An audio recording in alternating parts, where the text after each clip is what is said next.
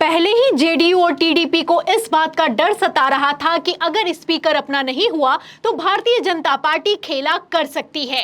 तो क्या भारतीय जनता पार्टी ने खेला कर दिया है? क्या बीजेपी बहुमत हासिल करने के लिए किसी भी हद तक जा सकती है? ये सवाल इसलिए किया जा रहा है क्योंकि खबर निकलकर सामने आई है और दावा ये हो रहा है कि टीडीपी और जेडीयू के कई सांसद भारतीय जनता पार्टी के संपर्क में हैं। जब से बिहार में नीतीश कुमार ने अपने तेवर बदले हैं और नीतीश कुमार नाराज हैं। खबर निकलकर सामने आई है कि बिहार में कुछ बड़ा होने वाला है। उसके बाद से Bharatiya Janata party full active mode में दिखाई दे रही है। ऐसे हालातों में क्या बीजेपी ने वो ही कर दिखाया है जिसका डर टीडीपी और जेडीयू को सता रहा था?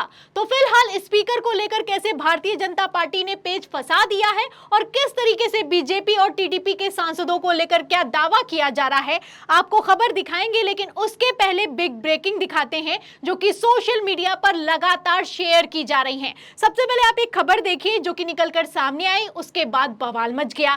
आपको बता दें कि टीएमसी के सांसद हैं साकेत गोखले, जिन्होंने दावा किया कि बीजेपी के 3 से 4 सांसद हमारे संपर्क में हैं और बहुत जल्द भारतीय जनता पार्टी का बहुमत खिसकने वाला है और इंडिया गठबंधन के पास 237 से 240 सीटें हो जाएंगी। जैसे ही ये दावा किया गया उसके बाद से बवाल मच गया है और भारतीय जनता पार्टी भारी टेंशन में दिखाई दे रही है क्योंकि दावा सिर्फ बंगाल में नहीं किया गया है, बिहार में भी किया गया है। जिस तरीके से मन मुताबिक मंत्रालय जेडीयू को नहीं दिए गए हैं, उसके बाद से जेडीयू के जितने भी सांसद हैं नाराज चल रहे हैं। पहले ही खबर निकलकर सामने आई थी कि जेडीयू के 4 से 5 सांसद संपर्क के बाहर हैं। उसके बाद अगर बात की जाए बिहार से इतर महाराष्ट्र की, तो महाराष्ट्र में भी कुछ ऐसा ही दावा किया जा रहा है। उद्धव ठाकरे ने भी दावा किया है कि 4 से 5 सांसद शिंदे गुट के उनके संपर्क में हैं। तो चारों तरफ आप देख सकते हैं कि किस तरीके से सांसदों को तोड़ने, सांसदों को मनाने,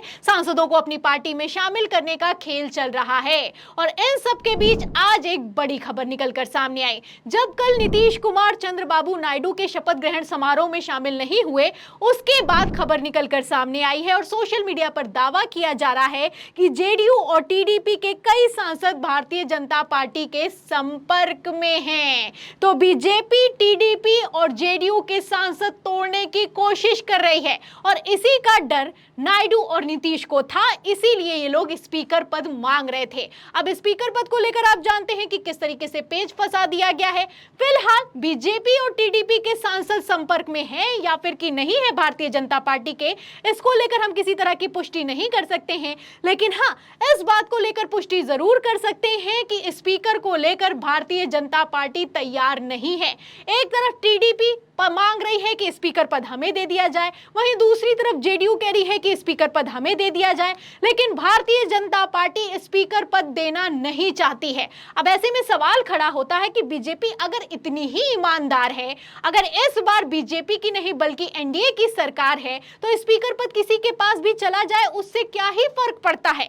फिलहाल फर्क पड़ता है और भारतीय जनता पार्टी को बड़ा फर्क पड़ता है और यही इंडिया गठबंधन भी समझता है। इसीलिए इंडिया गठबंधन ने भी पेच फंसा दिया है। आपको बता दें कि 24 जून को संसद का सत्र शुरू होने वाला है और 26 जून को स्पीकर पद का चुनाव होना है, यानी कौन स्पीकर बनेगा इस पर मुहर लगनी है। लेकिन अभी तक स्पीकर का नाम निकलकर सामने नहीं आया है।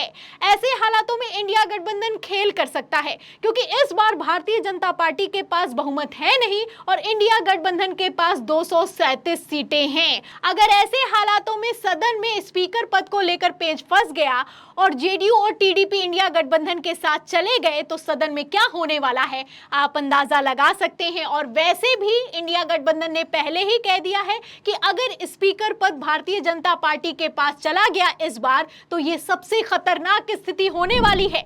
आपको बता दें कि आदित्य ठाकरे ने पहले ही कह दिया था कि स्पीकर तो जेडीयू और टीडीपी का ही होना चाहिए।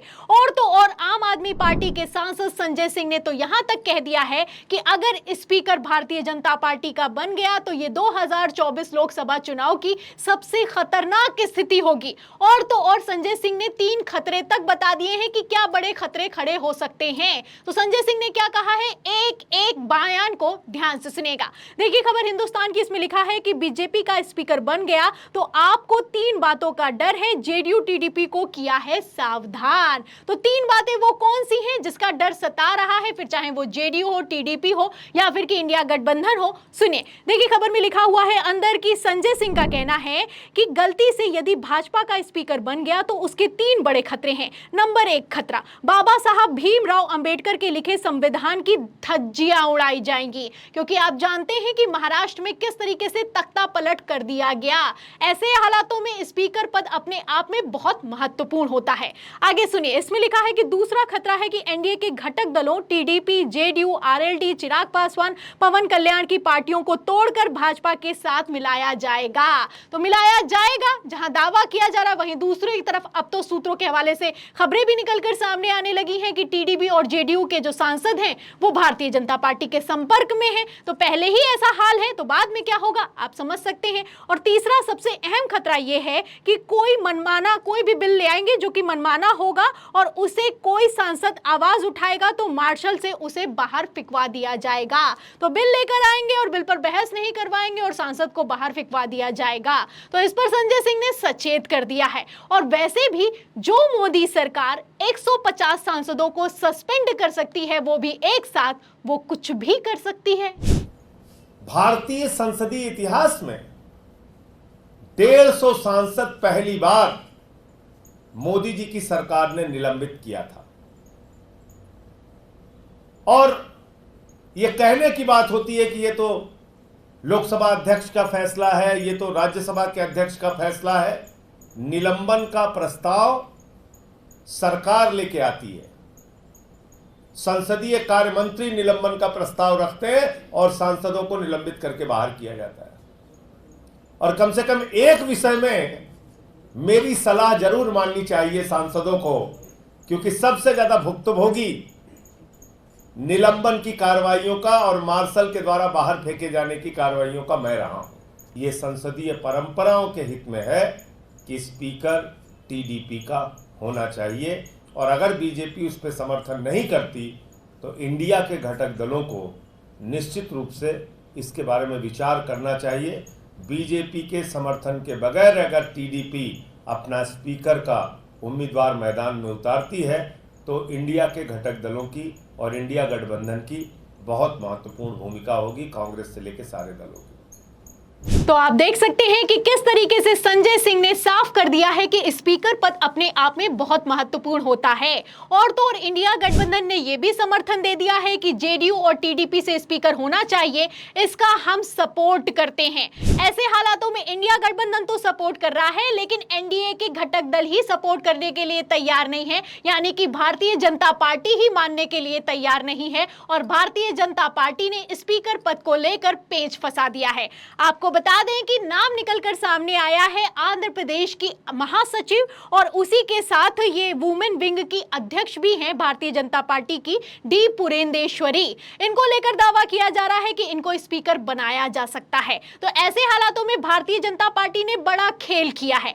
आप अच्छे से जानते हैं कि टीडीपी स्पीकर पद मांग रही है। ऐसे में टी पुरेंदेश्वरी का जो नाम आगे आया है उसका विरोध तो चाह कर भी चंद्रबाबू नायडू नहीं कर पाएंगे, क्योंकि डी पुरेंदेश्वरी की अगर बात की जाए तो वो चंद्रबाबू नायडू की पत्नी की बहन है, यानी कि चंद्रबाबू नायडू की साली है। ऐसे हालातों में आप देख सकते हैं कि बीजेपी ने किस तरीके से बड़ा दांव चला है, और इसके ऊपर तो खबरें भी निकलकर सामने आ गई है। खबर देखिए, इसमें लिखा भी है एबीपी की खबर में कि बीजेपी को स्पीकर के लिए मिल गया कैंडिडेट, चंद्रबाबू नायडू को भी छोड़नी हो पड़ेगी जिद। जानिए कौन है ये, तो ये है डी पुरेंदेश्वरी। आप देख सकते हैं कि टीडीपी के संस्थापक की बेटी भी हैं और उसी के साथ चंद्रबाबू नायडू की साली भी हैं। तो भारतीय जनता पार्टी ने पेच फंसा दिया है। लेकिन बीजेपी चाहे जितना पेच फंसाए, जेडीयू और टीडीपी फंसने वाले नहीं हैं। मान भी लीजिए कि अगर टीडीपी ने विरोध नहीं किया तो जेडीयू कर सकती है, क्योंकि जेडीयू भी स्पीकर पद मांग रही है। अब कोई बड़ा मंत्रालय तो मिला नहीं है, तो स्पीकर को लेकर किस तरीके से खींचतान मची हुई है आप इन खबरों से अंदाजा लगा सकते हैं। अब ऐसे में आपको क्या लगता है, क्या स्पीकर को लेकर पेच फंस गया है? और अगर सदन में बगावत हो गई तो ऐसे हालातों में क्या जेडीयू और टीडीपी इंडिया गठबंधन के साथ जा सकते हैं? इन सवालों के जवाब में इस पूरी खबर पर आपकी क्या राय है कि भारतीय जनता पार्टी अगर इतनी ही ईमानदार है तो टीडीपी या फिर कि जेडीयू को स्पीकर पद क्यों नहीं दे देती? इस पर आप जो भी सोचते हैं हमें कमेंट बॉक्स में जरूर लिखें। वीडियो को ज्यादा से ज्यादा शेयर करें, सब्सक्राइबर बटन दबाएं, हमारे चैनल को लाइक करें, सब्सक्राइब करें, ज्वाइन करें। फिर मिलते हैं अगली खबर के साथ, तब तक के लिए धन्यवाद।